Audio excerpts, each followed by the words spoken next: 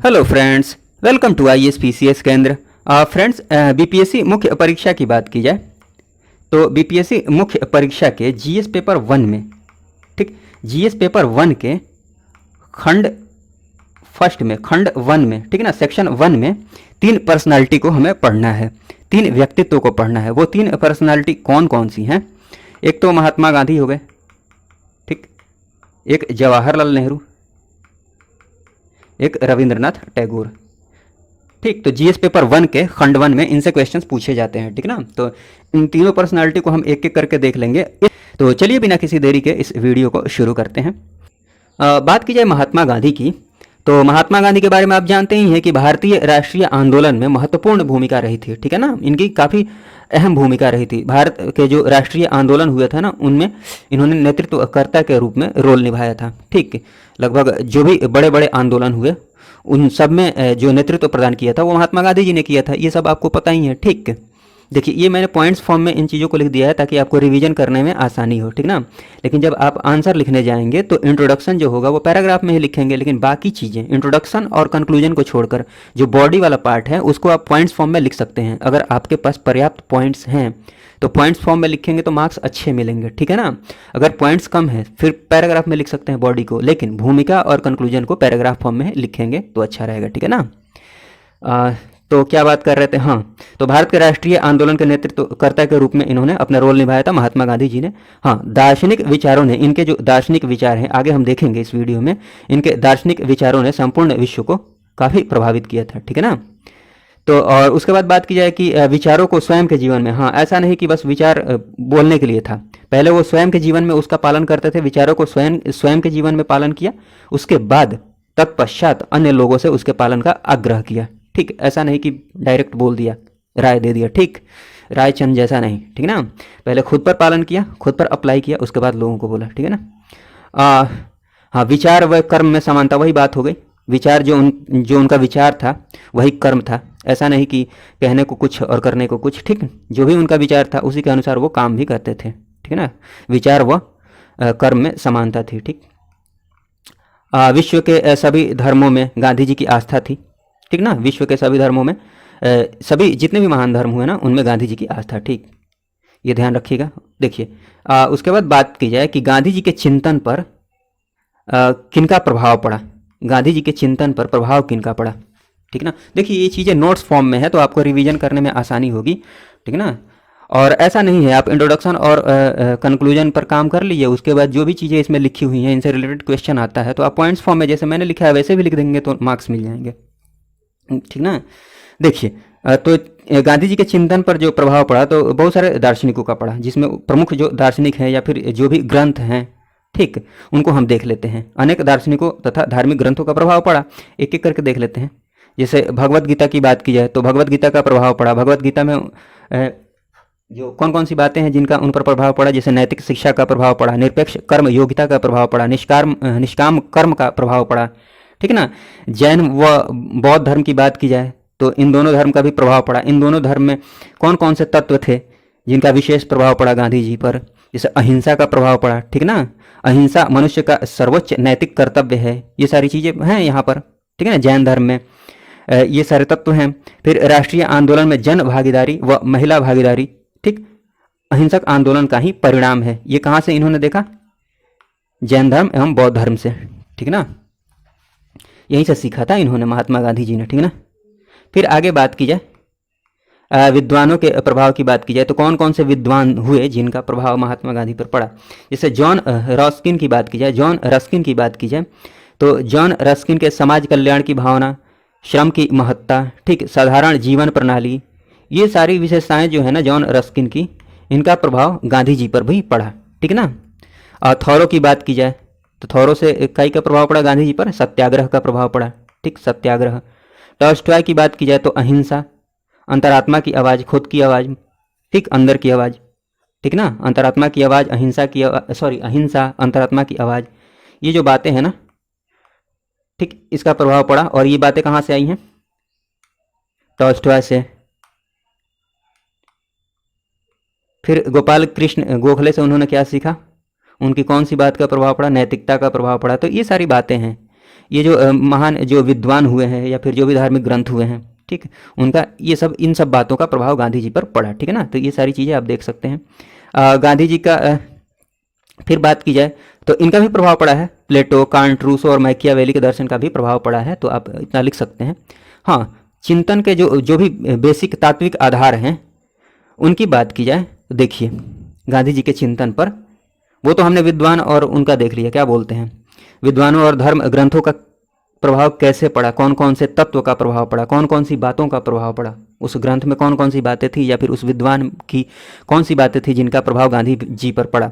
उसके बाद देख लेते हैं चिंतन, गांधी जी का जो चिंतन था, ठीक है ना, जो भी उनकी फिलॉसफी थी, ठीक। तो चिंतन के तात्विक आधार में बात की जाए तो देखिए धर्म एवं राजनीति के बारे में वो क्या सोचते थे, ठीक। धर्म एवं राजनीति, उनका मानना था कि धर्म व राजनीति का उद्देश्य मानव का कल्याण है, ठीक है ना, मानव का कल्याण है धर्म व राजनीति, ठीक, इनका उद्देश्य, ठीक। राजनीति में धर्म की आवश्यकता है, ठीक ना, राजनीति में धर्म की आवश्यकता है, क्योंकि उनका मानना था कि राजनीति में नैतिकता का संचार धर्म से ही होता है, ठीक ना। धर्म मतलब अच्छे काम, ऐसा नहीं कि किसी एक विशेष धर्म की बात कर रहे हैं गांधी जी, ठीक, जो भी मानव कल्याण के लिए जरूरी है उस धर्म की वो बात कर रहे हैं, ठीक ना। तो आप इसको संकुचित मानसिकता के साथ नहीं समझिएगा धर्म को, ठीक। और ईश्वर के बारे में वो क्या बोलते थे और क्या सोचते थे, देखिए उनका कहना था कि मान लीजिए सत्याग्रही जो है ना, अगर उनकी ईश्वर में अटूट आस्था है, ईश्वर में उनकी अटूट आस्था है, तो सही काम हेतु, जो सही काम करेंगे, सही काम हेतु पीड़ा सहने की क्षमता उनमें अपने आप डेवलप हो जाएगी, ठीक, अगर उनकी ईश्वर में अटूट आस्था है, ठीक। हाँ, सत्याग्रही में यह भाव भी होना चाहिए कि वह बुराई के विरुद्ध ईश्वर की इच्छा से संघर्ष कर रहा है, ठीक है ना, कि बुराई के विरुद्ध ईश्वर की इच्छा से संघर्ष कर रहा है, यह भाव होना चाहिए। मतलब सत्याग्रही जो होते हैं ना, सत्याग्रह कर रहे हैं, उनमें यह फीलिंग होनी चाहिए, यह भाव होना चाहिए कि वो बुराई के विरुद्ध ईश्वर की इच्छा से, ठीक, अपनी इच्छा से नहीं, ईश्वर चाहता है कि आप संघर्ष करें, ठीक, तो ईश्वर की इच्छा से संघर्ष कर रहा है, ठीक। ये ऐसा सोचेंगे आप ना तो पीड़ा सहने की क्षमता डेवलप होगी, ठीक, मोटिवेशन बना रहेगा, ये कहना है उनका। और उन्होंने ईश्वर के बारे में क्या बोला कि सत्य ही ईश्वर है, ठीक। फिर आत्मा की बात की जाए तो आत्मा के बारे में क्या कहते थे कि आत्मा जो है ना मनुष्य में ईश्वर का अंश है, ठीक, आत्मा मनुष्य में ईश्वर का अंश है। फिर पाप से घृणा करो, ठीक, पाप से घृणा करो, पापी से नहीं, ठीक ना। मनुष्य की सेवा ही ईश्वर की सेवा है, ठीक। कर्म को लेकर गांधी जी की क्या सोच थी, तो उन्होंने निष्काम कर्म को प्राथमिकता दी, और निष्काम कर्म की जो अवधारणा है, ये जो कॉन्सेप्ट है, ये कहाँ से मिला, ये कॉन्सेप्ट उनको भगवद गीता से। और निष्काम कर्म का मतलब हुआ कि फल की चिंता किए बिना कर्म को करते रहना, ठीक। और उन्होंने कर्म कैसे करने को बोला है कि सत्य व अहिंसा को आधार बनाकर, सत्य व अहिंसा को आधार बनाकर, ठीक है ना। ये सारी बातें हैं गांधी जी के जो भी दार्शनिक विचार हैं, एक एक करके देख लेते हैं।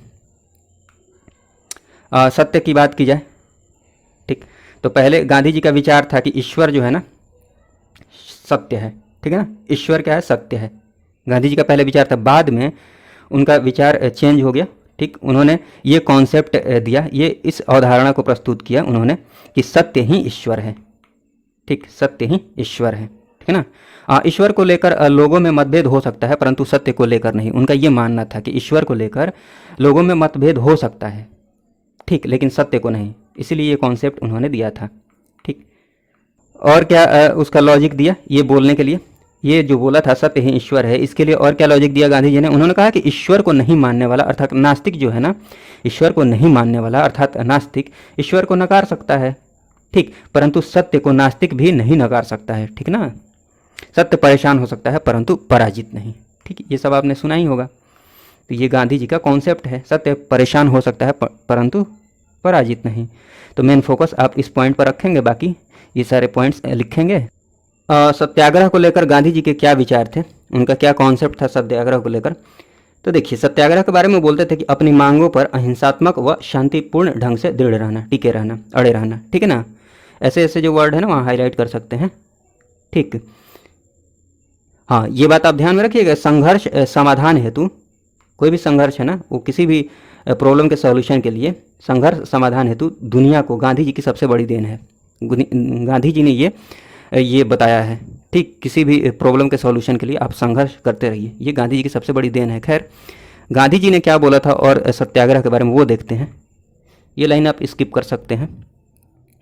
देखिए, गांधी जी की बात थी, उन्होंने कहा कि शारीरिक जो प्रतिरोध है ना, माने बलपूर्वक किसी चीज़ को हासिल करना, तो वो विवश करने पर आधारित है। मतलब शारीरिक प्रतिरोध जो है ना, वो विवश करने की विधि पर आधारित है, मतलब किसी को मजबूर कर दिया। जबकि सत्याग्रह जो है ना, ठीक है, हृदय परिवर्तन पर आधारित है, मतलब वो आदमी अंदर से बदल सकता है। ठीक, सत्याग्रह के बारे में इनका ये विचार था।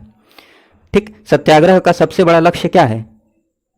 सबसे बड़ा लक्ष्य यह है कि गलती करने वाला अपनी गलती को समझे। ठीक, ये उनका मानना था। और सत्याग्रह जो है ना, वो दुर्बल व कायरों का अस्त्र नहीं है, बल्कि बलवानों का हथियार है सत्याग्रह। ये गांधी जी का मानना था। ठीक, ये सारी बातें हैं। सत्याग्रह की जो टेक्निक थी, सत्याग्रह के लिए कौन कौन से टेक्निक को फॉलो करना चाहिए और उन्होंने किस किस टेक्निक को फॉलो किया। ठीक, क्योंकि वो सबसे पहले खुद फॉलो करते थे, फिर लोगों को बोलते थे। तो पहले खुद फॉलो करते फिर लोगों को बोलते थे, ठीक है ना। तो देखिए, सत्याग्रह की टेक्निक की बात की जाए तो उन्होंने असहयोग का टेक्निक दिया, सविनय का टेक्निक दिया, अवज्ञा का टेक्निक दिया, उपवास का, हड़ताल का। ठीक, ये सारी चीज़ें आपने मॉडर्न हिस्ट्री में पढ़ी भी होगी। तो ये सारी टेक्निक, और इन्हीं टेक्निक का यूज किया था महात्मा गांधी जी ने भारतीय स्वतंत्रता आंदोलन के जितने भी आंदोलन हुए उसमें। ठीक है। गांधी जी के सत्याग्रह का प्रयोग किन किन लोगों ने किया है? बड़े बड़े लोगों ने किया है। आप एग्जाम्पल में दे सकते हैं, जैसे Martin Luther king, Anna Hazare, आंग सान सूकी, ठीक है, नेल्सन मंडेला। ठीक, तो ये सारी बातें हैं, आप एग्जाम्पल से ध्यान में रख सकते हैं, आप लिख सकते हैं। ठीक, सत्याग्रह से रिलेटेड क्वेश्चन आए तो। साध्य और साधन संबंध की बात की जाए, साध्य और साधन के बारे में उनका क्या विचार था? साध्य और साधन का मतलब मैं पहले आपको समझा देता हूँ। साध्य का मतलब, मान लीजिए आप बीपीएससी की तैयारी कर रहे हैं, ठीक है, तो आपका जो लक्ष्य है वो लक्ष्य क्या है? बीपीएससी में क्वालिफाई करना, फाइनल सिलेक्शन लेना। ठीक, फाइनल सिलेक्शन लेकर अधिकारी बनना। ठीक, मैं लिख देता हूँ अधिकारी। तो अधिकारी जो है ना, ये साध्य हो गया, अर्थात जो लक्ष्य है ना, हमारे एम है, वही साध्य है। एम अर्थात लक्ष्य, ये साध्य हो गया। ध्यान दीजिएगा, साध्य क्या हो गया? एम, जो लक्ष्य है वो साध्य हो गया। और साधन क्या है? इस लक्ष्य को प्राप्त करने के लिए आप जो भी प्रयास कर रहे हैं, कोचिंग के माध्यम से, यूट्यूब वीडियो देख रहे हैं, पढ़ रहे हैं, सेल्फ स्टडी कर रहे हैं, पैसा दे के जा रहे हैं, मतलब जो लोग जाते होंगे घूस देकर, ठीक, मतलब टेबल के नीचे से काम जिनका होता है, ठीक, तो ये सब साधन है। तो ऐसा नहीं कि मैं उसको प्रमोट कर रहा हूँ साधन टेबल के नीचे वाला। मेरे कहने का मतलब ये है ना कि साध्य क्या है? लक्ष्य है, और साधन क्या है? माध्यम है वहाँ तक पहुँचने का, अधिकारी बनने का। ठीक, और साधन कैसा हो सकता है? अच्छा भी हो सकता है, मतलब पढ़ लिख कर जा रहे हैं, और बुरा भी हो सकता है, मतलब घूस देकर घुस गए। ठीक, तो वो बुरा हो गया। ठीक, तो आगे चीज़ें समझ में आएंगी, ये बातें ध्यान में रखेंगे तो याद करने में आसानी होगी। देखिए, इनका जो ये कॉन्सेप्ट था, अनेक पाश्चात्य चिंतकों ने साध्य, हाँ पहले ये देख लीजिए कि बहुत सारे जो चिंतक हुए ना, पाश्चात्य चिंतक, उन्होंने साध्य को महत्वपूर्ण माना है। ठीक है ना, लक्ष्य को इम्पोर्टेंस दी है उन्होंने, मतलब लक्ष्य इम्पोर्टेंट है, उस लक्ष्य को प्राप्त करने के लिए चाहे कुछ भी करना पड़े। ठीक, कहने का मतलब ये हुआ। और साध्य ही साधनों की वैधता प्रदान करता है, मतलब आप अच्छी पोजीशन पर पहुंच गए हैं तभी माना जाएगा कि हाँ आपने मेहनत की है, चाहे आपने कुछ किया है। इसके कहने का मतलब यही हुआ, मतलब आपने कितनी भी मेहनत की है ईमानदारी से, अगर आप लक्ष्य पर नहीं पहुंचते हैं तो आपकी कोई वैल्यू नहीं है। वैसा है भी अपने समाज में, वैसा है भी। ठीक, लेकिन गांधी जी का विचार अलग था, आगे हम देखेंगे। हाँ, तो पाश्चात्य विचारक क्या मानते थे कि साध्य ही साधनों की वैधता प्रदान करता है, और आजकल यही हो भी रहा है। ठीक, अगर आप सही जगह पर पहुंच गए, भले आपका साधन कैसा भी हो, मतलब आपने किसी भी रास्ते से वो लक्ष्य प्राप्त किया हो, आपकी वैल्यू है, लेकिन आप अच्छे रास्ते पर चल रहे हैं, अनफॉर्चुनेटली आप सेलेक्ट नहीं हो पाए, लक्ष्य प्राप्त नहीं कर पाए, तो फिर कोई वैल्यू नहीं है। तो उनके अनुसार सफलता ही वह मापदंड है। ये पाश्चात्य की बात चल रही है अभी, ठीक है ना। पाश्चात्य विचारकों के अनुसार सफलता ही वह मापदंड है। ठीक, सफलता अर्थात फाइनल डेस्टिनेशन, लक्ष्य, जिनके आधार पर साधनों का मूल्यांकन किया जाता है। मैं समझा ही चुका हूँ, आप सफल हैं तो आपका साधन अच्छा है, नहीं सफल हैं मतलब आपने सही से किया नहीं होगा। ठीक, गांधी जी के अनुसार बात की जाए तो गांधी जी के अनुसार उन्होंने क्या बोला कि साधन व साध्य में एकरूपता होनी चाहिए, मतलब लक्ष्य जो है साध्य जो है अर्थात लक्ष्य जो प्राप्त करना चाहते हैं, तो निश्चित रूप से ये अच्छे लक्ष्य की बात कर रहे हैं, गलत लक्ष्य की बात नहीं कर रहे हैं। तो जो भी आप अच्छा लक्ष्य प्राप्त करना चाहते हैं तो उसके लिए आपका जो साधन होना चाहिए वो भी ईमानदारी का होना चाहिए, अच्छा होना चाहिए। ये नहीं गलत रास्ते से आप पहुंच जाएं, ये एक रूपता की बात कर रहे हैं, ठीक है ना। ये नहीं कि साध्य ये अच्छा लक्ष्य है बट गलत रास्ते से पहुंच गए घूस वूस देकर, जैसे वो बीपीएससी वाला एग्जाम्पल मैंने दिया है, ठीक। तो ये एक रूपता नहीं हुई ना, ये गलत हो गया और ये अच्छा हो गया, ठीक। तो ये एक रूपता नहीं बोलेंगे। हाँ, अच्छी जगह पर पहुंचने के लिए रास्ता भी आपका वो अच्छा वाला हो, ठीक। तो एक रूपता होनी चाहिए। खैर ये मैंने समझा दिया। हाँ, अच्छे साधन एकीकरण करते हैं, ठीक। साधन के बारे में बता चुका हूँ, आप समझ जाएंगे बाकी सारी चीज़ें। बुरे साधन विध्वंस और विभाजन के प्रतीक हैं, ठीक।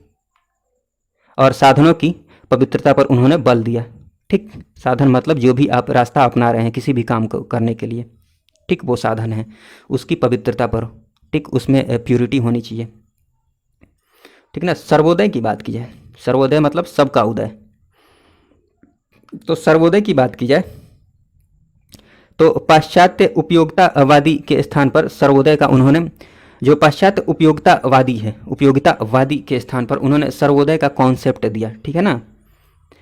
बहुमत को अल्पमत की रक्षा अवश्य करनी चाहिए, वो कहते थे, तभी सबका उदय हो सकता है। बहुमत जो है ना, उनको अल्पमत में जो है उनकी रक्षा अवश्य करनी चाहिए, ठीक, ताकि सबका विकास हो सके, ठीक। बहुमत के स्थान पर सर्वसम्मति का उन्होंने कॉन्सेप्ट दिया, क्योंकि अगर सर्वोदय करना है, सबका उदय करना है, तो इन सब चीज़ों पर ध्यान देना पड़ेगा, ठीक है ना।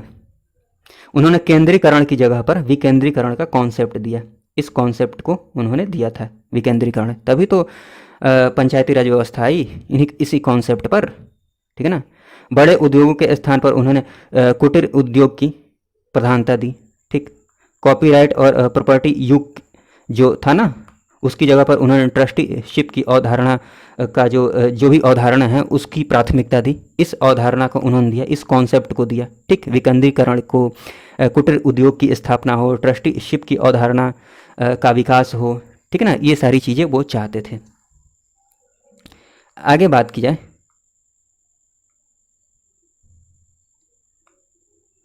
स्वराज की बात की जाए, स्वराज, खुद का राज, तो स्वराज का मतलब समझते हैं, स्वराज का अर्थ है आत्मशासन, ठीक, आत्मनियंत्रण, ठीक, खुद का शासन, आत्मशासन, आत्मनियंत्रण, ठीक ना। बाह्य नियंत्रण के स्थान पर वो स्वराज का मतलब ये बताते थे, जो बाहरी नियंत्रण है उसके स्थान पर नैतिक नियंत्रण होना चाहिए, खुद का, स्वयं का, ठीक। तो ये सारी बातें आप पढ़ते रहिएगा। सर्वोदय का उन्होंने सर्वोदय के बारे में और क्या क्या बातें कही हैं। उन्होंने कहा कि सर्वोदय का जो चरम आदर्श है वो है राज्य विहीन शासन, ठीक।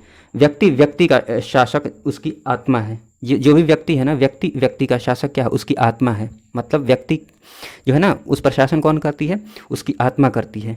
और राज्य विहीन शासन का उन्होंने मतलब सर्वोदय तभी होगा जब राज्य विहीन शासन होगा, तभी तो उन्होंने ग्राम पंचायत की अवधारणा को दिया था, ताकि जो विकेंद्रीकरण हो सके और जो शासन है वो जनता तक पहुंच सके, ठीक। फिर बात की जाए वर्तमान स्थिति में राज्य विहीन शासन का समर्थन नहीं किया जा सकता है, क्योंकि मानव अभी नैतिक दृष्टि से पूर्ण विकसित नहीं हुआ। सही बात है, ये अभी की बात है, ये गांधी जी की बात नहीं है, ये अभी की बात की जा रही है। थॉरो के विचारों के अनुसार, थॉरो के जो विचार थे, थॉरो के विचार का समर्थन किया उन्होंने। सर्वोत्तम सरकार वह है जो सबसे कम शासन करती है, ठीक। सर्वोत्तम सरकार, सबसे उत्तम सरकार कौन है, जो सबसे कम शासन करती है, ठीक। इनका विचार है थॉरो का। राम राज्य की अवधारणा को उन्होंने दिया, गांधी जी ने। उन्होंने कहा कि प्रत्येक व्यक्ति अपनी अंतरात्मा द्वारा स्वयं शासित होगा, ना कि दूसरे के द्वारा। फिर ट्रस्टीशिप की अवधारणा को देख लेते हैं। अब देखिए, गांधी जी की बात की जाए तो ट्रस्टीशिप को लेकर मार्क्स के जो मूल्य थे ना, मार्क्स के मूल्य को महत्व दिया, परंतु इन मूल्य अर्थात साध्य, ठीक, जो भी आप प्राप्त करना चाहते हैं, इन मूल्यों को प्राप्त करने हेतु, मतलब इस लक्ष्य को प्राप्त करने हेतु वर्ग संघर्ष को महत्व नहीं देते हैं, मतलब हिंसा, साधन के रूप में हिंसा का वो महत्व नहीं देते हैं, ठीक। आपस में संघर्ष हो, हिंसा हो, इसका महत्व नहीं देते हैं, ठीक। तो ये तो आप पहले जब मैंने बताया था साधन साध्य, वहाँ से भी इन चीज़ों को समझ लिए होंगे। तो खाली आप पढ़ भी लेंगे तो काम चल जाएगा। कोई भी समाज जो है ना घृणा और हिंसा के आधार पर प्रगति नहीं कर सकता है, ठीक ना। उसके बाद बात की जाए उन्होंने बताया कि पूंजी जो है ना, पूंजी और श्रम, मालिक और श्रमिक के मध्य समन्वय होना चाहिए। जो पूंजी है रुपया पैसा उसमें, और जो श्रम है और मालिक है और श्रमिक है इसमें समन्वय होना चाहिए, इनके मध्य समन्वय होना चाहिए, मेल जोल। समन्वय की तब फिर बात की जाए, समन्वय पूंजीपति व समन्वय जो होता है ना, पूंजीपति व श्रमिक के हृदय परिवर्तन द्वारा होगा। ठीक, समन्वय वैसे नहीं होगा, पूंजीपति व श्रमिक के हृदय परिवर्तन के द्वारा ही समन्वय हो सकता है। ठीक, पूंजीपति के पास अतिरिक्त पूंजी है जो है ना, वो गांधी जी क्या मानते थे, पूंजीपति के पास जो अतिरिक्त पूंजी है वो श्रमिकों का हिस्सा है, श्रमिकों को वो देना चाहिए। ठीक, यही तो है ट्रस्टीशिप का कॉन्सेप्ट। पूंजीपति के पास जो अतिरिक्त पूंजी है ना वो श्रमिकों को दे देना चाहिए, श्रमिकों में सबको बराबर बराबर, मतलब सबके पास बराबर धन होना चाहिए, उनके कहने का मतलब ये हुआ। ठीक, और फिर पूंजी का जो संरक्षक है, ठीक, उसका उपयोग जन कल्याण हेतु करना चाहिए, जो भी पूंजी है जिनके पास भी, ना कि स्वयं के ऐशो आराम हेतु, ये उनका कॉन्सेप्ट था। ठीक, और ये जो गांधी जी के ट्रस्टीशिप की अवधारणा से ये कॉन्सेप्ट लिया गया है, आप इसको देख सकते हैं अभी, CSR की अवधारणा, जो ये कॉन्सेप्ट लिया गया है ना गांधी जी के ट्रस्टीशिप की अवधारणा से ही लिया गया है, कॉर्पोरेट सोशल रिस्पॉन्सिबिलिटी। ठीक, फिर वर्ण व्यवस्था की बात की जाए तो वर्ण व्यवस्था को लेकर उनका क्या विचार था, तो वर्ण व्यवस्था के बारे में वो बोलते थे, वर्ण व्यवस्था कार्य क्षमता व श्रम विभाजन पर आधारित होना चाहिए, ना कि जन्म पर आधारित होना चाहिए।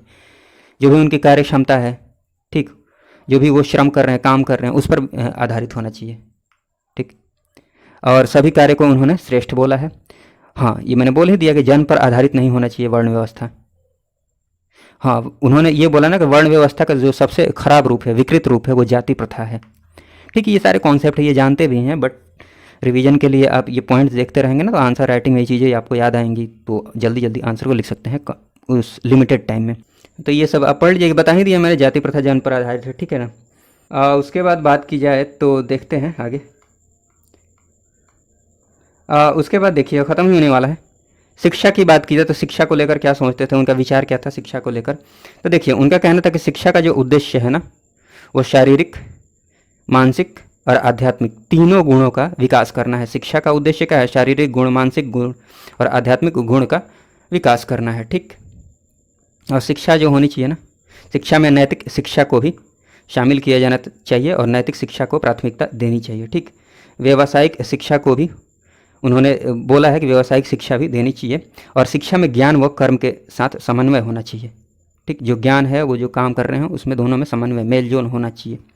ठीक है, और उसके बाद बात की जाए तो ये गांधी जी के स्टेटमेंट है। देखिए ये जो स्टेटमेंट है ना, जो अच्छे अच्छे स्टेटमेंट्स हैं, इनको आप आंसर में कोट कर सकते हैं। ठीक, मेरा धर्म सत्य और अहिंसा पर आधारित है, सत्य मेरा भगवान है, अहिंसा उसे पाने का साधन है। ठीक, सांस्कृतिक परिवर्तन को लेकर उनका क्या विचार था, वो बोलते थे कि दूसरे की संस्कृति के सर्वोत्तम गुणों को अपनाया जा सकता है। ठीक है, ठीक, ये मानते थे कि दूसरे की जो संस्कृति है ना उसके जो भी सर्वोत्तम गुण है उसको अपनाया जा सकता है। हाँ, सती प्रथा, बाल विवाह, विधवा विवाह का उन्होंने विरोध किया। ठीक, उसका निरोध किया, महिला शिक्षा का समर्थन किया। ठीक, और आगे बात करें तो उन्होंने ग्राम पंचायत का समर्थन किया। ठीक, इसी ग्राम पंचायत का जो कॉन्सेप्ट है ना, वो जो हमारे भारतीय संविधान का जो नीति निर्देशक तत्व है ना, उसके अनुच्छेद जो 40 है उसमें ग्राम पंचायत का वर्णन किया गया है। वो गांधी जी का जो सिद्धांत है उसी से लिया गया है। ठीक है, और सतत विकास पर उन्होंने जोर दिया। ठीक, सतत विकास पर। ठीक है, तो ये मैंने कोशिश की है कि आपका रिवीजन में ये वीडियो काफ़ी हेल्प करे। देखिए वैसे तो सारी बातें मैंने काफ़ी अच्छे से पॉइंट वाइज फॉर्म में लिख दी हैं। ठीक, समझने में कोई प्रॉब्लम होगी नहीं, बट जहाँ पर समझाने की ज़रूरत होगी वहाँ पर मैं समझा दूंगा। ठीक, तो चलिए ये देखते हैं रविन्द्रनाथ टैगोर जी के बारे में देखते हैं। ठीक, रविन्द्रनाथ टैगोर जी के बारे में बात की जाए तो देखिए आप सबको पता ही है कि वो एक कवि थे। ठीक, कवि के साथ साथ शिक्षा शास्त्री, दार्शनिक थे, मानवतावादी थे, देशभक्त थे, अंतर्राष्ट्रीयतावादी व भारतीय आत्मा के प्रवक्ता थे। ठीक, छोटा सा उनका जीवन परिचय है, देख लेते हैं, उसके बाद बात करेंगे उनके विचार क्या थे ये सब। ठीक ना, देखिए उनका परिवार था ना, सबसे बड़ी बात, सबसे विशेष बात क्या थी कि उनका परिवार क्या था, कला प्रेमी था। उनका परिवार कला प्रेमी था, जिसकी वजह से, ठीक, कला प्रेमी था और कला के संरक्षक थे वो, जिसकी वजह से बहुत सारे लोग, अर्थात बहुत सारे लोग मतलब उनके घर कवि, नर्तक, कलाकार, लेखक, संगीतकार ये सब आया करते थे। जिसका काफ़ी प्रभाव पड़ा। ठीक, इसका प्रभाव पड़ा किन पर? रविंद्रनाथ टैगोर जी के जीवन पर काफ़ी व्यापक प्रभाव पड़ा। ठीक है ना, इन लोगों का। ठीक, और उसके बाद बात की जाए, देखिए 1905 में जो बंगाल विभाजन हुआ था, 1905 में बंगाल विभाजन, इस समय उन्होंने देशभक्ति से परिपूर्ण कई गीतों की रचना की, जिसमें से आप एग्जाम्पल के रूप में ये याद रख सकते हैं, अमार सोनार बांग्ला। ठीक, हाँ, 1919 की बात की जाए तो 1919 में जलियांवाला जो बाग हत्याकांड हुआ था, उसमें उन्होंने सर की उपाधि वापस लौटा दी थी। ठीक, तो ये थोड़ा सा जीवन परिचय है। उसके बाद बात की जाए उनके विचार के बारे में, बात की जाए वो क्या सोचते थे, शिक्षा को लेकर क्या सोचते थे। शिक्षा के बारे में वो बोलते थे कि राष्ट्र का निर्माण का आधार है, राष्ट्र निर्माण का आधार है क्या? शिक्षा। ठीक है ना, शिक्षा जरूरी है। अतः वो बच्चों को शिक्षित करना, अतः मतलब बच्चों को शिक्षित करना क्या है? अनिवार्य है। उनका मानना था कि बच्चों को शिक्षित करना अनिवार्य है। क्यों? क्योंकि ये राष्ट्र निर्माण का आधार है, और सही बात भी है। ठीक, फिर बात की जाए कि हाँ, उनकी बात की जाए तो सहानुभूति व सेवा, ठीक है ना, सिंपैथी और सेवा टैगोर की जो शिक्षा थी ना, उसके सिद्धांत के प्रमुख आदर्श थे। ठीक, सहानुभूति व सेवा। ठीक, उसके बाद बात की जाए तो वो शिक्षा के बारे में क्या बोलते थे? वो ये बोलते थे ना, किताबी ज्ञान तो ठीक है, लेकिन किताबी ज्ञान के अलावा व्यवहारिक शिक्षा भी जरूरी है। उन्होंने व्यवहारिक शिक्षा की भी वकालत की, प्रैक्टिकल नॉलेज की। ठीक ना, हाँ, सांस्कृतिक सहिष्णुता की बात करते थे। ठीक, सांस्कृतिक सहिष्णुता, ठीक, मतलब दूसरी जो संस्कृति है, दूसरे कल्चर जो हैं, उनको भी रेस्पेक्ट दें हम। ठीक, उनको भी जगह दें। उनके कहने का मतलब ये था, सांस्कृतिक सहिष्णुता पर भी उन्होंने जोर दिया था। ठीक, फिर बात की जाए, हाँ, 1913 में उन्हें नोबेल पुरस्कार मिला था। ठीक, उनकी उपलब्धि थी ये कि 1913 ईस्वी में उनको नोबेल पुरस्कार मिला था। उनकी सबसे फेमस रचना जो है गीतांजलि, गीतांजलि के लिए। ठीक है ना, तो थोड़ा सा ध्यान रखिएगा। हाँ, जनगण मन जो भारत का राष्ट्रीय गान है, उसकी रचना रविन्द्रनाथ टैगोर जी ने की थी। ठीक, तो इनका थोड़ा सा ये परिचय हो गया। हाँ, ये क्या बोलते थे कि बगैर आर्थिक स्वतंत्रता के, ठीक, जब तक सभी लोग आर्थिक रूप से स्वतंत्र नहीं हो जाए, समर्थ नहीं हो जाए, ठीक ना, तब तक राजनीतिक स्वतंत्रता का कोई महत्व नहीं है। ठीक, ये उनका मानना था। हाँ, चलिए अब एक एक करके चीज़ों को देखते हैं।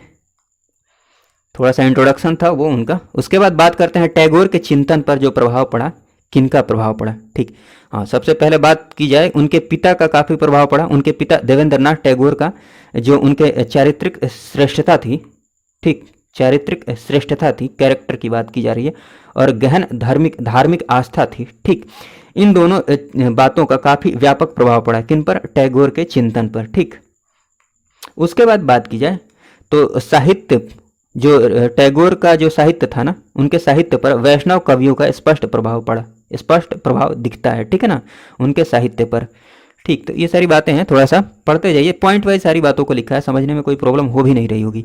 हाँ, विज्ञान के क्षेत्र में पाश्चात्य सभ्यता का प्रभाव पड़ा। ठीक, विज्ञान के क्षेत्र पर, लेकिन वो पाश्चात्य सभ्यता जो है वो मानव केंद्रित होना चाहिए। ठीक, मानव केंद्रित होना चाहिए। विज्ञान के क्षेत्र में पाश्चात्य सभ्यता का प्रभाव ठीक है, लेकिन वो कैसा प्रभाव है? मानव केंद्रित प्रभाव है। ठीक, फिर बात की जाए तात्कालीन उस समय का जो धार्मिक और सामाजिक सुधार आंदोलन चल रहा था, उसका भी काफ़ी प्रभाव पड़ा टैगोर के चिंतन पर। ठीक, तात्कालिक धार्मिक व सुधार आंदोलन का, ठीक ना, जो भी सुधार आंदोलन उस समय चल रहे थे।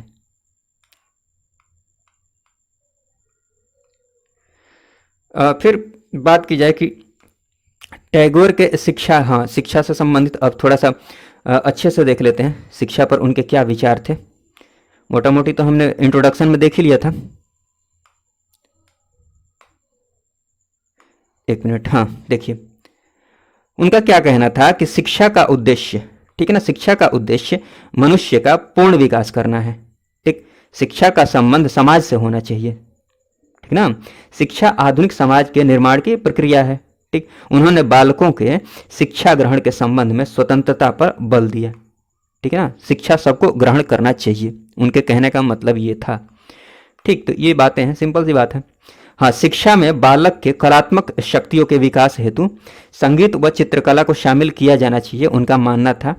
ठीक, कलात्मक जो भी आर्ट्स हैं, ठीक ना, कलात्मक शक्तियों के विकास के लिए, ठीक, संगीत व चित्रकला को भी शामिल किया जाना चाहिए, जो शिक्षा का पाठ्यक्रम है।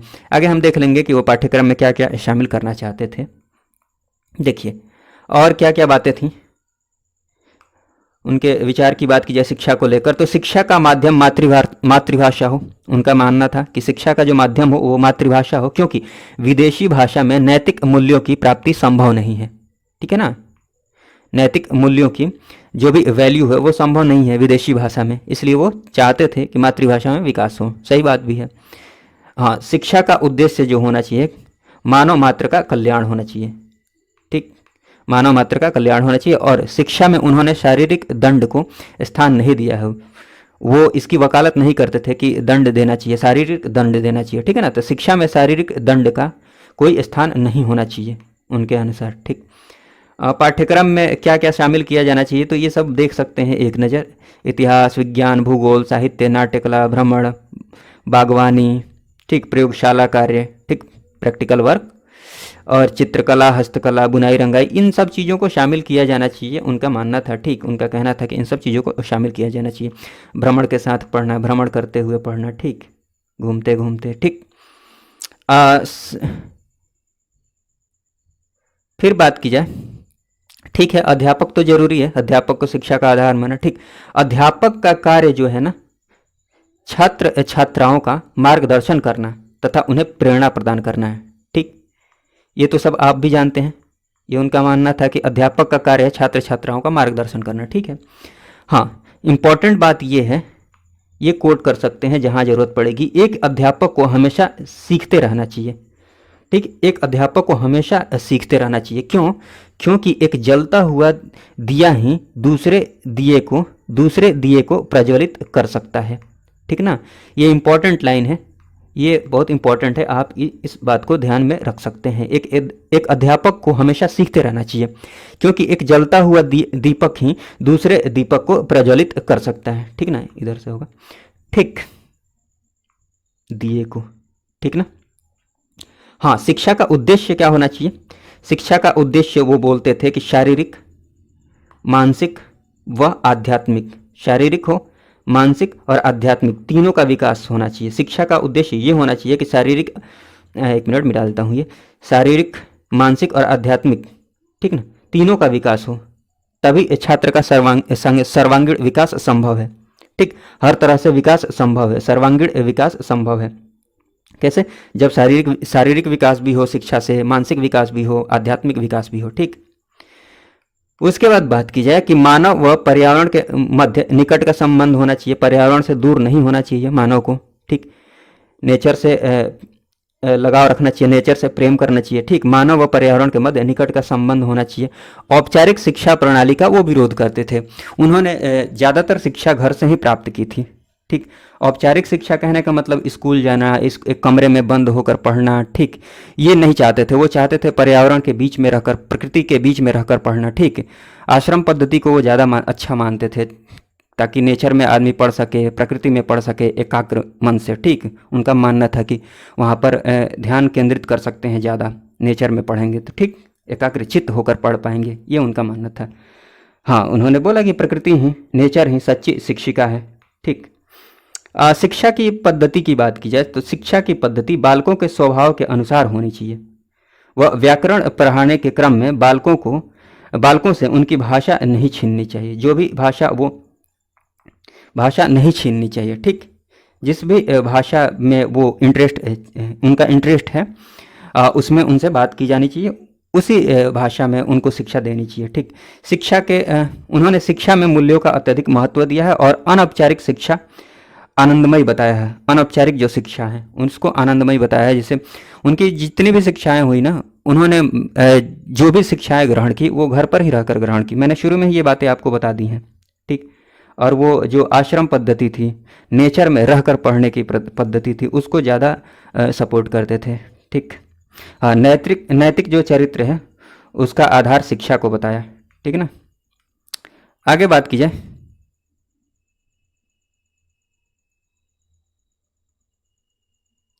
ये सारी बातें आप पढ़ लीजिएगा। टैगोर के जो राष्ट्रवाद और अंतर्राष्ट्रीयतावादी को लेकर उनके क्या कॉन्सेप्ट थे, उनका क्या विचार था, क्या उदाहरण थी, ये थोड़ा सा देख लेते हैं। टैगोर राष्ट्रवादी के साथ साथ अंतर्राष्ट्रवादी भी थे। ठीक, संकुचित राष्ट्रवाद में उनका विश्वास नहीं था। ठीक, उनका दृष्टिकोण था कि उनका दृष्टिकोण विश्व भ्रातृत्व में था, ठीक ना, विश्व भ्रातृत्व में था, ठीक, मतलब भाईचारे में था, विश्व के भाईचारे माने सब भाई हैं, ठीक, ये नहीं कि अपने देश के ही लोग भाई भाई हैं, ठीक, तो इसीलिए वह राष्ट्रवादी के साथ साथ अंतर्राष्ट्रवादी भी थे, ठीक। हाँ, साम्राज्यवाद से वो घृणा करते थे और स्वदेशी उद्योग व कला को प्रोत्साहन हेतु उन्होंने काफ़ी प्रयास किया। स्वदेशी जो उद्योग है और कला है उसको उसके प्रोत्साहन हेतु उन्होंने प्रयास किया, ठीक। टैगोर के अनुसार राष्ट्रवाद का क्या अर्थ होना चाहिए? देखिए, टैगोर के अनुसार राष्ट्रवाद का अर्थ ये है अपने देश की सभ्यता, संस्कृति, कला, संगीत, साहित्य, परंपरा के प्रति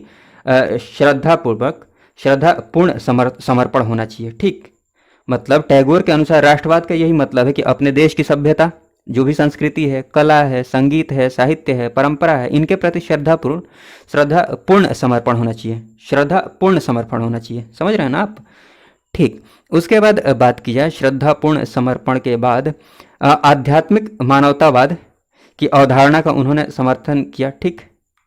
आध्यात्मिक यहाँ पर थोड़ा सा दीजिएगा ध्यान।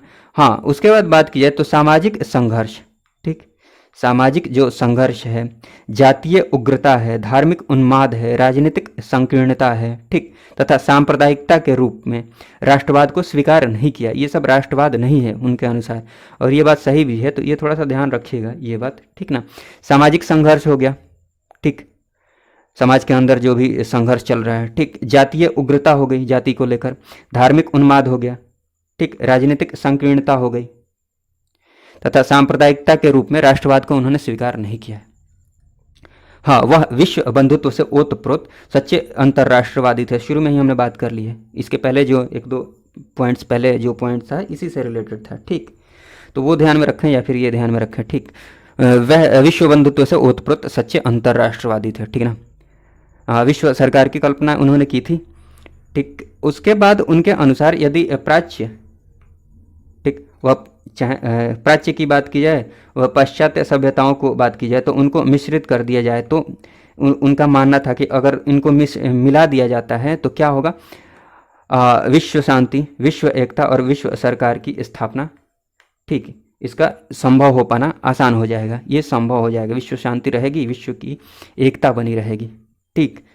उसके बाद बात की जाए तो इसी आदर्श कल्पना को साकार करने हेतु उन्होंने यही जो कॉन्सेप्ट है इसको साकार करने के लिए, इसी आदर्श कल्पना को साकार करने हेतु उन्होंने विश्व भारती की स्थापना की 1921 में, ठीक। तो ये कोट कर सकते हैं, विश्व भारती की स्थापना 1921 में विश्व शांति की स्थापना हेतु। टैगोर की बात की जाए, आपको भी कहीं विश्व शांति एकता की बात आए तो ये सब बातें कोट कर सकते हैं कि रविन्द्रनाथ टैगोर भी ऐसा सोचते थे, ठीक, जिसके लिए उन्होंने विश्व भारती की स्थापना भी की 1921 में, ठीक ना। ऐसा नहीं कि क्वेश्चन रविन्द्रनाथ टैगोर जी से रिलेटेड है तभी आप कोट कीजिएगा, ठीक, जहाँ भी जरूरत, जहाँ भी स्कोप लगे, स्कोप दिखे आपको जिस भी आंसर में, वहाँ पर आप कोट कर सकते हैं, ठीक। बात की जाए कि हाँ, टैगोर की यही संकल्पना विश्व में संयुक्त राष्ट्र संघ के, हाँ, यही जो कॉन्सेप्ट है ना, इसी कॉन्सेप्ट पर ये संयुक्त राष्ट्र संघ है ना, ये बना हुआ है, ठीक। टैगोर की यही संकल्पना विश्व में संयुक्त राष्ट्र संघ के रूप में उभरा, ठीक। प्रत्येक राष्ट्र व व्यक्ति को उसके गौरवशाली व्यक्तित्व के विकास हेतु अधिकार होना चाहिए। हर राष्ट्र को व व्यक्ति को, जो भी राष्ट्र हैं और व्यक्ति है, उनको उनके जो गौरवशाली व्यक्तित्व है, उनका जो व्यक्तित्व है, उनके विकास के लिए अधिकार होना चाहिए, ठीक, उनके अपने विकास का अधिकार होना चाहिए, ठीक, उनका विकास होने देना चाहिए जो भी उनका व्यक्तित्व है।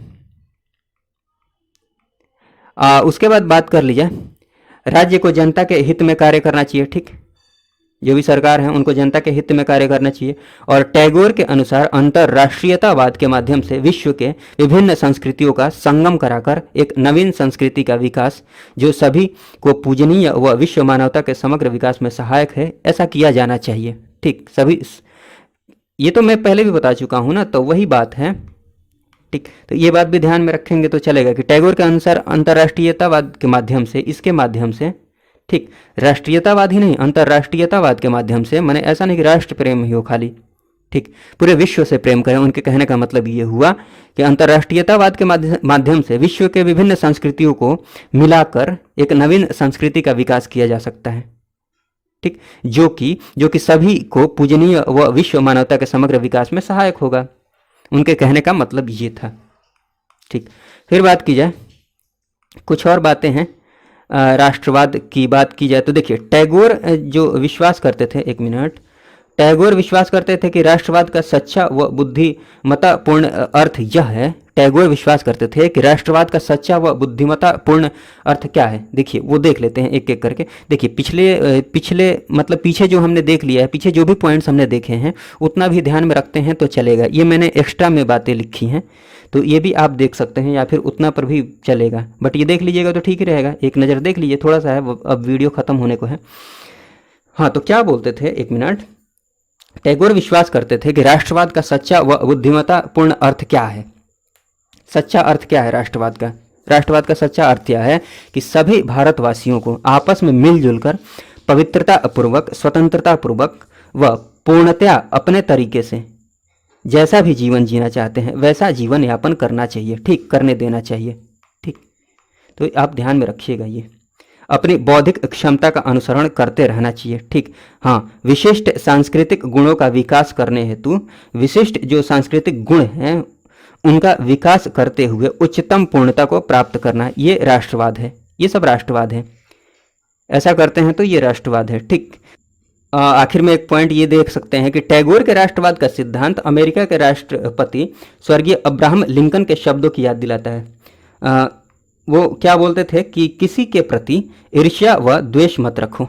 ठीक, उनके वाक्य की याद दिलाता है कि किसी के प्रति ईर्ष्या व द्वेष मत रखो, सभी के प्रति दयालु बनो। ठीक है, अच्छाई के प्रति अडिग रहो और जैसा ईश्वर हमें अच्छा देखने का अधिकार प्रदान करता है उसे स्वीकार करो।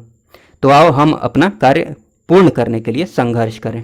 ठीक, तो ये बात है, आप मन करे तो ये ध्यान में रख सकते हैं, ना भी रखेंगे तो चलेगा। पीछे बहुत सारी बातें हो चुकी हैं, उनको आप ध्यान रखेंगे तो काफ़ी है। ठीक है, देखिए बात की जाए जवाहरलाल नेहरू जी की, तो इनसे रिलेटेड अगर कोई क्वेश्चन आता है मेंस में तो आप इंट्रोडक्शन में आप अच्छा से अच्छा इंट्रोडक्शन लिखिए, लेकिन इंट्रोडक्शन में एक दो बातें ये लिख सकते हैं, आपका मन करे तो। शुरू करना हो तो यहाँ से शुरू कर सकते हैं कि जवाहरलाल नेहरू को आधुनिक भारत का निर्माता माना जाता है। ठीक है ना, आधुनिक भारत का निर्माता माना जाता है जवाहरलाल नेहरू जी को। ठीक, हाँ, आधुनिक विश्व में भारत को एक लोकतांत्रिक राष्ट्र के रूप में स्थापित किया इन्होंने। लोकतांत्रिक राष्ट्र के रूप में स्थापित किया आधुनिक विश्व में। ठीक है, फिर बात की जाए तो देखिए, स्वतंत्रता आंदोलन में इन्होंने महत्वपूर्ण भूमिका निभाई। ठीक है, जवाहरलाल नेहरू जी के बारे में थोड़ा सा इंट्रोडक्शन हो गया। ठीक, नेहरू का जो राजनीतिक दर्शन था वो किस पर आधारित था? इतिहास की जो विवेचना है, ठीक, जो भी इतिहास में घटनाएं हो चुकी हैं उन पर, और विश्व राजनीति की जो समीक्षा थी, ठीक, विश्व राजनीति को उन्होंने देखा, ठीक, इतिहास को देखा। ठीक, इन सारे दर्शन पर उनका जो राजनीतिक जीवन था वो आधारित था। नेहरू का राजनीतिक दर्शन किस पर आधारित था? इतिहास की विवेचना और विश्व राजनीति की समीक्षा पर। ठीक, इनका काफ़ी प्रभाव रहा इनकी राजनीतिक दर्शन पर। ठीक, उसके बाद बात की जाए कि उनके एक एक करके विचारों को देख लेते हैं। सबसे पहले बात करते हैं मानवतावादी विचार। ह्यूमैनिटी को लेकर क्या सोचते थे वो? मानवतावादी विचार की बात की जाए जवाहरलाल नेहरू जी की, तो देखिए वो नैतिक आदर्शवाद के प्रति आस्था रखते थे। ठीक, नैतिक आदर्शवाद के प्रति काफ़ी आस्था रखते थे। जो भी मोरल आइडियलिज्म है उसके प्रति आस्था रखते थे। ठीक, पीड़ित व शोषित जनता के प्रति सहानुभूति का भाव था उनको। पीड़ित व शोषित जनता के प्रति प्रेम व सहानुभूति का भाव था। ये सारी सिंपल बातें हैं, आप वैसे भी समझ सकते हैं। ठीक ना, चिंतन का, मानवता की बात की जा रही तो ठीक है, चिंतन का केंद्र बिंदु जो था वो मानवता की सेवा था। उनका चिंतन का उनका केंद्र बिंदु मानवता की सेवा करना था। ठीक ना, सारी बातें मानवता से रिलेटेड है इसमें। नेहरू के अनुसार कोई भी व्यक्ति किसी भी प्रजाति अथवा संस्कृति से 100% संबंधित नहीं हो सकता, 100% संबंधित नहीं हो सकता है। किसी भी कल्चर में, किसी भी प्रजाति में कोई रह रहा है, इसका मतलब ये नहीं कि 100% वो उसी का होकर रह गया है। ठीक है, उसका हो सकता है उस पर बाहरी प्रभाव जो है उसका भी इफेक्ट पड़ता होगा, ये उनका मानना था। ठीक ना, क्योंकि यहाँ देख लीजिए, यहाँ पर लिखा हुआ है मैंने, एक मिनट, हाँ, नेहरू के अनुसार कोई भी व्यक्ति किसी भी प्रजाति अथवा संस्कृति से 100% संबंधित नहीं हो सकता है, क्योंकि प्रत्येक संस्कृति बाहरी प्रभाव से भी प्रभावित होती रहती है। ठीक, थोड़ा सा चेंज आते रहता है। ठीक है ना, तो कुछ लोग बाहरी प्रभाव से भी प्रभावित होते रहते हैं। ठीक, ये कहने का उनका मतलब था। हाँ, व्यक्ति के गौरव में आस्था थी उनकी, व्यक्ति का जो भी आत्मसम्मान है, स्वाभिमान है, उनका जो गौरव है उसमें उनकी आस्था थी। ठीक, लोकतांत्रिक, समाजवादी व मानवीय मूल्यों के प्रति उनकी आस्था थी। इन बातों पर थोड़ा सा ध्यान रखिएगा। ठीक, लोकतांत्रिक, समाजवादी व मानवीय मूल्यों के प्रति काफ़ी आस्था थी। साम्यवाद के हिंसक व अनैतिक साधनों को उन्होंने अस्वीकार कर दिया था। ठीक है ना, हिंसक व अनैतिक साधनों को। फिर व्यक्ति के मुक्ति हेतु विज्ञान, हाँ, व्यक्ति के मुक्ति के लिए विज्ञान एक प्रभावशाली साधन हो सकता है। व्यक्ति स्वतंत्र हो सके, इसके लिए विज्ञान एक प्रभावशाली साधन हो सकता है, उनका यह मानना था। उन्होंने काफ़ी प्रमोट किया था। ठीक, वैज्ञानिक अवधारणा को आगे देखेंगे, वैज्ञानिक अवधारणा उनकी कैसी थी, क्या थी। ठीक, नेहरू के अनुसार व्यक्ति के मस्तिष्क में इतनी क्षमता होनी चाहिए कि वह दूसरों के विचारों से असहमत होते हुए भी उन विचारों को समझने में सक्षम हो। ठीक, दूसरे के विचारों से असहमत होते हुए भी उन विचारों को समझने में सक्षम होना चाहिए कोई भी व्यक्ति। ऐसा नहीं कि डायरेक्ट नेग्लेक्ट कर दिया, मना कर दिया। ठीक, कहने का मतलब ये, देखिए एक और बात मैं बता देता हूँ, जितनी भी बातें मैंने लिखी है ना, पॉइंट के फॉर्म में लिखी है। ठीक है, पॉइंट वाइज सारी बातें हैं और सिंपल बातें हैं। जहाँ समझाने की जरूरत होगी वहाँ मैं समझा दूंगा। ठीक है ना, तो टेंशन आप नहीं लीजिएगा। वैसे इतनी सिंपल बातें हैं, ना भी समझाएं तो चलता है, बट ठीक है, थोड़ा सा एक बार पढ़ के बता देने पर चीज़ें और ज़्यादा आसानी से समझ में आ जाती हैं। ठीक है ना, इसलिए मैं बता रहा हूँ। ठीक, मनुष्य की बात, मनुष्य के आध्यात्मिक विकास की बात की जाए तो मनुष्य के आध्यात्मिक विकास है तो सांस्कृतिक गुणों का होना आवश्यक है। जो भी सांस्कृतिक गुण है, जिस भी कल्चर में वह रह रहा है, ठीक, इनका होना आवश्यक है आध्यात्मिक विकास के लिए। सही बात है। हाँ, सांस्कृतिक गुण की बात की जाए तो सांस्कृतिक गुण दूसरों के व्यवहार, ठीक ना, और स्वयं को, दूसरे के व्यवहार, सांस्कृतिक गुण जो है ना, ये यहाँ बताया है ना कि मनुष्य के आध्यात्मिक विकास के लिए सांस्कृतिक गुणों का होना आवश्यक है। और सांस्कृतिक गुण है क्या, देखिए सांस्कृतिक गुण जो है ना, वो दूसरों के व्यवहार और स्वयं को समझने की क्षमता बढ़ाता है। ठीक, समझ रहे होंगे आप। चलिए अब देख लेते हैं संस्कृति संबंधी विचार को। तब से संस्कृति की बात कर रहे थे।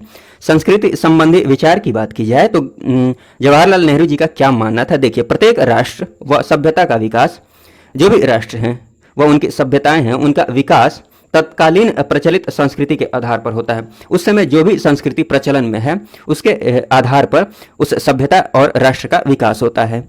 और वो ये मानते थे कि किसी भी राष्ट्र की भौगोलिक परिस्थितियां, वातावरण, जो भी इन्वायरमेंट है, वह अन्य तत्व संस्कृति को काफ़ी हद तक प्रभावित करती हैं। जैसे मान लिया जाए कि भारत का ही देख लीजिए, भारत की प्राचीन संस्कृति पर, जो प्राचीन संस्कृति रही है, अभी भी काफ़ी हद तक देखा जाता है, प्राचीन संस्कृति पर हिमालय पर्वत, नदियों, वन आदि का काफ़ी प्रभाव है। गंगा नदी का प्रभाव भारतीय संस्कृति पर दिखता है। ठीक है ना, बताइए, ये हमारा कल्चर ही तो है, हमारी संस्कृति ही तो है कि हम नदियों की भी पूजा करते हैं। ठीक, पेड़ पौधों की पूजा करते हैं, ये हमारा कल्चर है, और कहीं कहाँ पर होता है। ठीक ना, तो आप बातें समझ रहे होंगे। उसके बाद बात की जाए, नेहरू जो थे ना, वो भारतीय संस्कृति को अन्य देशों की तुलना में अत्यंत विकसित मानते थे। ठीक, उनका विश्वास था कि भारतीय संस्कृति के साथ विश्व को जोड़ने से भारत व अन्य देशों की जनता के साथ सामंजस्य स्थापित किया जा सकता है।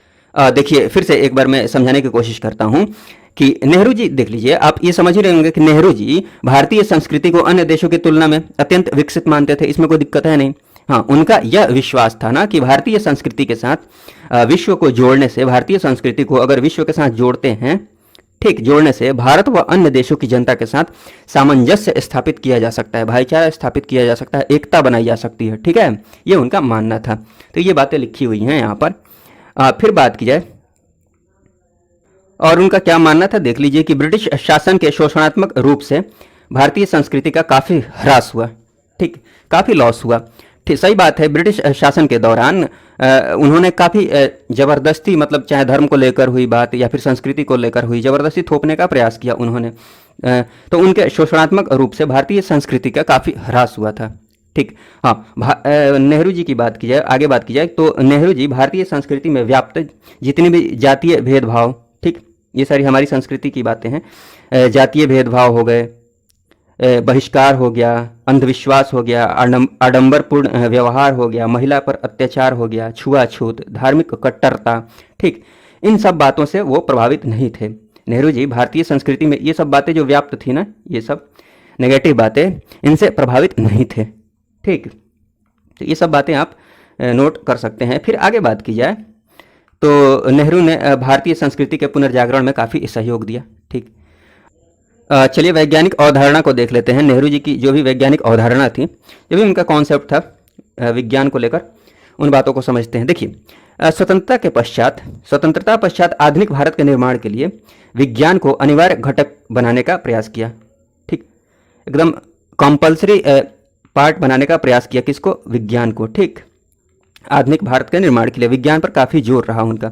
हाँ, नेहरू ने भारत के आर्थिक, राजनीतिक व सामाजिक समस्याओं के समाधान हेतु वैज्ञानिक पक्ष को महत्व दिया। ठीक, आर्थिक हो, चाहे राजनीतिक हो, चाहे सामाजिक हो, कोई भी समस्या हो, उनके समाधान के लिए उन्होंने वैज्ञानिक पक्ष को काफ़ी महत्व दिया। हाँ, विज्ञान मनुष्य के चिंतन को प्रभावित करता है व बौद्धिक विकास करता है, ये उनका विचार था विज्ञान को लेकर। ठीक, फिर बात की जाए, नेहरू ने समाज, कृषि, उद्योग, संस्कृति, धर्म के विकास हेतु विज्ञान के महत्व को स्वीकार किया। ठीक, ये सारी बातें हैं वैज्ञानिक अवधारणा को लेकर। उन्हीं की बातों का आगे प्रभाव पड़ा, आगे जाकर इसरो की भी स्थापना हुई, परमाणु ऊर्जा, आईआईटी की कई सारे स्थापना हुई। ठीक, बांध, भारी उद्योग, इन सारी चीज़ों की स्थापना हुई। ठीक ना, तो चलिए आगे फिर देखते हैं। चलिए अब राष्ट्रवाद संबंधी विचार को देख लेते हैं। उनके जो भी विचार थे राष्ट्रवाद से संबंधित, वो देख लेते हैं। देखिए, राष्ट्रवाद बार बार आ रहा है तो आपको हो सकता है कहीं दिक्कत हो रही हो, आप जानते हैं तो बहुत अच्छी बात है। देखिए, राष्ट्रवाद का मतलब अगर किसी को समझने में दिक्कत हो रही है तो आप ऐसा समझ लीजिए, राष्ट्रवाद और देशभक्ति में थोड़ा सा डिफरेंस है, बट समझने के लिए मैं बोल रहा हूँ कि राष्ट्रवाद को देशभक्ति समझकर ही चीज़ों को आगे पढ़िए, हो सकता है आपको समझ में आ जाए राष्ट्रवाद क्या है। ठीक, देखिए, बात की जाए राष्ट्रवाद को लेकर तो नेहरू ने मातृभूमि के प्रति भावुकता से परिपूर्ण संबंध को, ठीक, अपनी जो भी मातृभूमि है उसके प्रति भावुकता से परिपूर्ण संबंध को राष्ट्रीयता की संज्ञा दी है। ठीक है ना, उन्होंने संतुलित, ठीक, बैलेंस्ड फॉर्म में संयमशील, ठीक, आदर्श राष्ट्रवाद का समर्थन किया है। ठीक, उन्होंने किस टाइप के राष्ट्रवाद का समर्थन किया है? संतुलित, संयमशील और आदर्श, मतलब कट्टरता का उन्होंने विरोध किया। ठीक, आगे बात की जाए, राष्ट्रवाद में संकीर्णता व सांप्रदायिकता का समावेश राष्ट्रवाद हेतु अभिशाप बन जाता है। ठीक ना, राष्ट्रवाद में संकीर्णता मतलब छोटी सोच व सांप्रदायिकता, ठीक, संकीर्णता मतलब छोटी सोच, नैरो माइंडेड, सांप्रदायिकता, ठीक, इनका अगर समावेश करते हैं राष्ट्रवाद में, ठीक, तो राष्ट्रवाद हेतु ये सारी बातें घातक बन सकती हैं, अभिशाप बन जाता है। ठीक, ये उनका मानना था। ये बातें तो मैं समझा भी चुका हूँ शुरू में ही। आक्रामक राष्ट्रवाद व आक्रामक प्रसार को स्वीकृति देने वाले राष्ट्रवाद का उन्होंने विरोध किया। ठीक, भारतीय राष्ट्रवाद में सार्वभौमिक युद्ध विरोधी नैतिकता, भारत के राष्ट्रवाद में सार्वभौमिक युद्ध विरोधी नैतिकता, आदर्शवाद, उदारवाद व बुद्धिवाद का समर्थन किया। ठीक, भारत के जो भी राष्ट्रवाद है उसमें सार्वभौमिक, यूनिवर्सल, ठीक, युद्ध विरोधी नैतिकता, ठीक, युद्ध विरोधी, वो युद्ध नहीं चाहते थे, इस टाइप की नैतिकता, यूनिवर्सल, कहीं भी युद्ध ना हो, ठीक, आदर्शवाद व उदारवाद, ठीक, व बुद्धिवाद का उन्होंने समर्थन किया। ठीक है, आगे बात की जाए, उनके अनुसार आक्रामक राष्ट्रवाद से क्या होता है, क्या प्रॉब्लम होती है? आक्रामक राष्ट्रवाद घृणा, जातीयवाद, युद्ध, संघर्ष इत्यादि को जन्म देता है। ठीक, आक्रामक राष्ट्रवाद जो है ना, घृणा, जातीयवाद, युद्ध, संघर्ष का जन्मदाता व विभिन्न देशों के मध्य अलग अलग रहने की प्रवृत्ति का विकास करता है। ठीक ना, ये सारी बातें हैं। और नेहरू ने राष्ट्रवाद के आदर्शवादी रूप को स्वीकार किया। ठीक, आदर्शवादी रूप को स्वीकार किया व उग्र व आक्रामक राष्ट्रवाद को अस्वीकार किया। ठीक, राष्ट्रवाद के बाद अब देख लेते हैं संप्रदायवाद को। संप्रदायवाद संबंधी विचार, वो क्या मानते थे संप्रदायवाद को लेकर? देखिए, संप्रदायवाद को बाह्य आक्रमण से भी वो ज़्यादा खतरनाक बताया उन्होंने। ठीक, उनका ये विचार था कि संप्रदायवाद जो है ना, वो बाह्य जो आक्रमण है ना, बाहरी देशों का आक्रमण है, उससे भी ज़्यादा खतरनाक है। ठीक, संप्रदाय को लेकर लड़ाई, ये सारी बातें। ठीक, उनके अनुसार हम बाह्य आक्रमण का पूरी शक्ति से मुकाबला कर सकते हैं। ठीक है ना, उनके अनुसार हम बाह्य आक्रमण का पूरी शक्ति से मुकाबला कर सकते हैं, परंतु सांप्रदायिक आक्रमण राष्ट्र के आंतरिक सामर्थ्य को कमजोर करता है। जो भी राष्ट्र की जो आंतरिक शक्ति है, ठीक, हमारा सामर्थ्य है, उनको कमजोर बनाता है। ठीक ना, नेहरू के अनुसार विज्ञान व प्रौद्योगिकी, ठीक, फिर से यहाँ पर विज्ञान प्रौद्योगिकी आ गया ना। देखिए, नेहरू के अनुसार विज्ञान व प्रौद्योगिकी विकास से विज्ञान व प्रौद्योगिकी के विकास से धर्मनिरपेक्ष शक्तियां मजबूत होंगी व सांप्रदायिक ताकतों का पतन होगा, उनका ये मानना था। और नेहरू ने समाज में धर्मनिरपेक्षता के प्रचार व प्रसार हेतु कार्य किए। ठीक है, संप्रदायवाद राष्ट्र की शक्ति का विनाश कर सकता है। ठीक, सारी बातें आपको समझ में आ रही होंगी, बिल्कुल सिंपल बातें हैं, पॉइंट वाइज फॉर्म में इसलिए मैंने लिखा है। धर्मनिरपेक्षता की बात की जाए तो राष्ट्र के नवनिर्माण व आधुनिकीकरण में सहायक है। धर्मनिरपेक्ष मतलब राष्ट्र का कोई धर्म नहीं हो। ठीक, नेहरू के प्रयास के परिणाम स्वरूप स्वतंत्र भारत का संविधान प्रतिकूल परिस्थितियों के बावजूद भी धर्मनिरपेक्षता के आधार पर बनाया गया। ठीक, प्रतिकूल परिस्थितियां थी, मतलब उस लायक परिस्थितियां नहीं थी, फिर भी उसके बावजूद भी धर्मनिरपेक्षता के आधार पर बनाया गया क्या, भारत का संविधान। ठीक है ना। स्वतंत्रता संबंधी विचार की बात की जाए तो देख लेते हैं कि नेहरू जी किस टाइप की स्वतंत्रता की बात करते थे, किस टाइप की स्वतंत्रता चाहते थे वो। देखिए, स्वतंत्रता का उद्देश्य क्या होना चाहिए, वो मानते थे कि राजनीतिक व आर्थिक, ठीक है ना, जो राजनीतिक स्वतंत्रता है व आर्थिक स्वतंत्रता, ठीक, दोनों प्रकार की स्वतंत्रता प्राप्त करना ही स्वतंत्रता है, इसको वो स्वतंत्रता मानते थे। मतलब स्वतंत्रता का उद्देश्य क्या होना चाहिए, राजनीतिक व आर्थिक दोनों प्रकार की स्वतंत्रता। ठीक, मतलब आर्थिक रूप से भी आदमी स्वतंत्र हो सके, पैसों की किसी को प्रॉब्लम नहीं हो, आर्थिक रूप से सब सक्षम रहें, और राजनीतिक रूप से भी मतलब हमारा प्रभुत्व हो देश पर, किसी अन्य देश का प्रभुत्व नहीं हो। ठीक, ये सारी बातें हैं। उसके बाद बात की जाए, नेहरू के अनुसार आर्थिक स्वतंत्रता के अभाव में राजनीतिक स्वतंत्रता का कोई अर्थ नहीं होता है। हम स्वतंत्र हो गए हैं, फिर भी अभी गरीबी है देश में, इससे कोरिलेट कर सकते हैं इन बातों को। बहुत सारे लोग गरीब हैं, कितनों को खाना नसीब नहीं होता है। ठीक, मतलब राजनीतिक रूप से हम स्वतंत्र हो गए हैं, बट आर्थिक रूप से अभी तक भी पूरी तरह से स्वतंत्र नहीं हुए हैं हम। ठीक है ना। इसलिए नेहरू ने लोकतांत्रिक समाजवाद को अपनाया। ठीक, लोकतांत्रिक समाजवाद को अपनाया क्योंकि इसके माध्यम से ही आर्थिक व राजनीतिक स्वतंत्रता का लक्ष्य प्राप्त किया जा सकता है, किया जा सका नहीं है, किया जा सकता है, उनका ये विचार था। नेहरू का समाजवाद अधिकार की अपेक्षा व्यक्तिगत स्वतंत्रता पर बल देता है। ठीक, ऐसा नहीं कि पावर में आ गए तो बस हम ही हम हैं, बाकी सब पानी कम है। उन्होंने नेहरू का समाजवाद जो था वो अधिकार की अपेक्षा व्यक्तिगत स्वतंत्रता पर ज़्यादा बल देता था। ठीक, अंतर्राष्ट्रीय दृष्टिकोण की बात की जाए तो वो उनका जो अंतर्राष्ट्रीयतावाद था वो क्या था, वो देख लेते हैं। अंतर्राष्ट्रीयतावाद को लेकर नेहरू जी के जो विचार थे, नेहरू के अंतर्राष्ट्रीयतावादी अवधारणा की बात की जाए तो वो किन लोगों से प्रभावित थे, विवेकानंद, रविंद्रनाथ टैगोर व महात्मा गांधी जैसे महान व्यक्तियों से प्रभावित है। ठीक, इनका जो कॉन्सेप्ट है अंतर्राष्ट्रीयतावाद को लेकर, ठीक, इनका जो कॉन्सेप्ट है वो विवेकानंद, रविंद्रनाथ टैगोर व महात्मा गांधी जैसे महान व्यक्तियों से प्रभावित है। ठीक ना, तो ये कोट कर सकते हैं ये नाम इनके आंसर में। फिर बात की जाए कि नेहरू ने राष्ट्र, कांग्रेस पार्टी तथा संपूर्ण मानव जाति को एक व्यापक अंतर्राष्ट्रीय दृष्टिकोण प्रदान किया। ठीक, ये सारी बातें हैं। अंतर्राष्ट्रीयता की भावना हेतु राष्ट्र की स्वतंत्रता आवश्यक है। वो क्या मानते थे कि अंतर्राष्ट्रीयता की भावना के लिए राष्ट्र की स्वतंत्रता आवश्यक है। सही बात है, जब तक आप स्वतंत्र नहीं हैं, अपना देश स्वतंत्र नहीं है, राष्ट्र स्वतंत्र नहीं है, तब तक आप अंतर्राष्ट्रीय दूसरे देशों के बारे में कैसे सोच सकते हैं, अंतर्राष्ट्रीय स्तर पर कैसे सोच सकते हैं। ठीक, तो अंतर्राष्ट्रीयता की भावना हेतु राष्ट्र की स्वतंत्रता आवश्यक है। ठीक है, पराधीन देश की संपूर्ण बुद्धि, जो भी गुलाम देश है, उसकी संपूर्ण बुद्धि व शक्ति स्वतंत्रता प्राप्त करने में ही प्रयुक्त होती है, इसलिए वो सोच भी नहीं सकता है अंतर्राष्ट्रीयता के बारे में। ठीक, फिर आगे बात की जाए कि राजनीतिक क्षेत्र के साथ साथ आर्थिक क्षेत्रों में भी अंतर्राष्ट्रीयतावाद का समर्थन उन्होंने किया है, राजनीतिक के साथ साथ आर्थिक। ठीक, उनके अनुसार बाजार उत्पादन परिवहन सभी का स्वरूप अंतर्राष्ट्रीय हो गया है। उनके अनुसार ये मानते थे कि बाजार है, उत्पादन है, परिवहन है, सभी का स्वरूप अंतर्राष्ट्रीय हो गया है। सही बात है। उसके बाद बात की जाए कि वर्तमान में प्रत्येक देश एक दूसरे पर आश्रित है। ठीक, आगे बात करें तो देखिए ये पॉइंट काफ़ी इंपॉर्टेंट है, जरूर ध्यान में रखिएगा। ठीक, देखिए नेहरू ने अंतर्राष्ट्रीयता के व्यवहार को लागू करने हेतु राष्ट्रों के आचरण से संबंधित 5 नैतिक सिद्धांतों का प्रतिपादन किया, जिन्हें हम पंचशील सिद्धांत के नाम से जानते हैं। 5 नैतिक सिद्धांत को पंचशील सिद्धांत के नाम से जानते हैं, जिसे पंचशील कहते हैं। ठीक है ना, वो 5 नैतिक सिद्धांत क्या थे वो देख लेते हैं, वो इंपॉर्टेंट है। उन 5 नैतिक सिद्धांतों को भी आप जरूर याद रखिएगा। पहली बात की जाए तो पहली बात यह है कि एक दूसरे की संप्रभुता व अखंडता का सम्मान करना। मतलब जो भी राष्ट्र हैं, हर देश की संप्रभुता व अखंडता का सम्मान करें। कहने का मतलब यह है कि कोई भी राष्ट्र अपना आंतरिक फैसला ले रहा है तो उसके निजी मामले में कोई बाहरी राष्ट्र हस्तक्षेप ना करे, जबरदस्ती ना करे, ठीक। और अखंडता का सम्मान करे, ठीक। ऐसा नहीं कि चाइना जैसा इधर से कब जाना उधर से कब जाना, ये अखंडता का सम्मान नहीं है, ठीक ना। आप बातें समझ रहे होंगे। फिर आगे बात की जाए अनाक्रमण।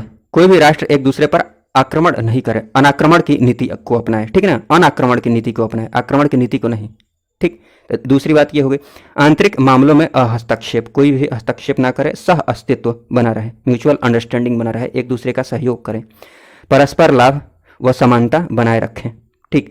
हर राष्ट्र में समानता बनाए रखें और एक दूसरे के लाभ के बारे में सोचें, ये सारी बातें, ठीक।